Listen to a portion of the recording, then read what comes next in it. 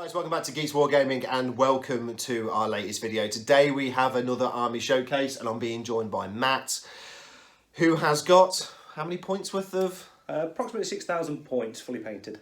Of the Iron Warriors. So we're going to have a quick look at the army and go through all of the units. There's a hell of a lot to go through. Have you got a slight problem? Yeah. Yeah, I think you have. Have you ever thought about collecting another Legion? No! Yeah. Hell no! Maybe. So yes, let's go and take a look at Matt's Iron Warriors army. So here are my Iron Warriors in all their wrought iron glory. 6,000 points, fully painted, thereabouts. As you can see, bright silver and chevroned. Now no Legion is complete without their Primarch leading the charge. So here we have the Iron Father himself, Perturabo. Now I felt that the base that he came with was a little bit too big and too ostentatious. So here he is, surfing on two of his brothers legionaries here. Two dead Imperial fists, just how he should be. Second in command for the force is the Praetor Tribune, Ikos.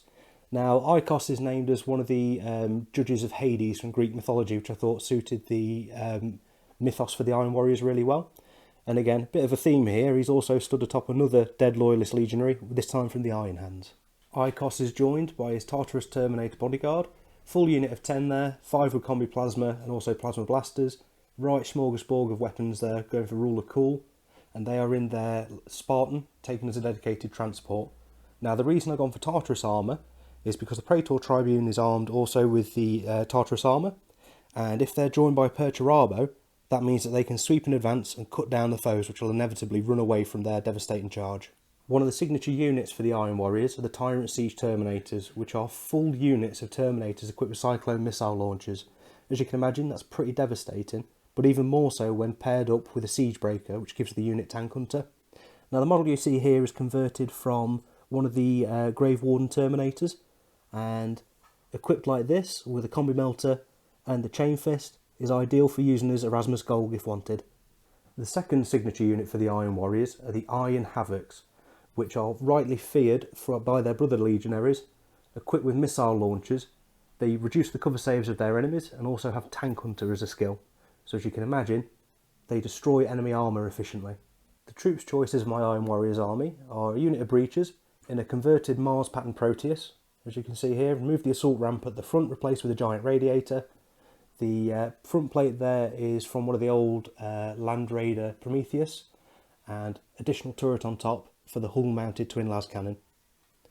The breaches themselves, Ruler Cool again, just fantastic looking models. Imagine these guys running headlong into a enemy defensive position, smashing their way through, allowing their brothers to follow on behind.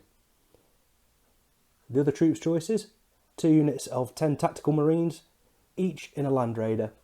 Now if the Land Raiders are taken rather than dedicated transports as a group, you can give the Proteus here the ability to scout, and because they're a unit, that means that all 3 Land Raiders can scout and therefore potentially outflank. Another big 20-man unit of tactical marines here, and they are being transported in a Storm Eagle. Now, not as beneficial as it used to be, because the old rules for Perturabo were that you could roll for reinforcements in the first turn, but you still always need a little bit of aerial support. And speaking of aerial support, here is a Lightning Primaris air superiority fighter, and fantastic for destroying tanks straight through the front armour with Kraken penetrator missiles. Big unit of veterans here in their customised Rhino, as you can see with the extra armour plates and the Combi Melter pintle mount. Again, mix of weapons, so these veterans are up to any task. And once you've cracked a hole in the bunker, what better way to clear out the contents?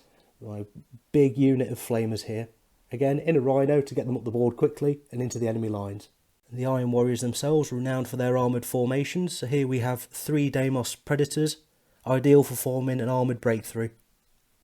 Mars Pattern Vindicator, and also its big brother, the Typhon Super Heavy choice. As you can see, they're large caliber cannons designed for breaking apart bunkers and decimating the troops inside. And what makes Iron Warriors? Their artillery support. So 2 Legion Medusas here, and then 2 converted Dominus armoured siege bombards. The 2 Dominus I've converted from Praetor launchers, which are an Imperial Guard super heavy vehicle, and the weapons on the back are shortened down Warlord Titan laser blasters. Now, you can take these in a pair because they're a super heavy detachment. So, why Iron Warriors? Well, I decided there was something about them being the underdogs of the Legion of Astartes. They were always getting the bad jobs to do, they were never getting any recognition, and it was that dour attitude that appealed to me. And again, who doesn't like artillery? And when they're on the battlefield, they operate as a well-oiled machine, eager to get the task complete regardless of casualties.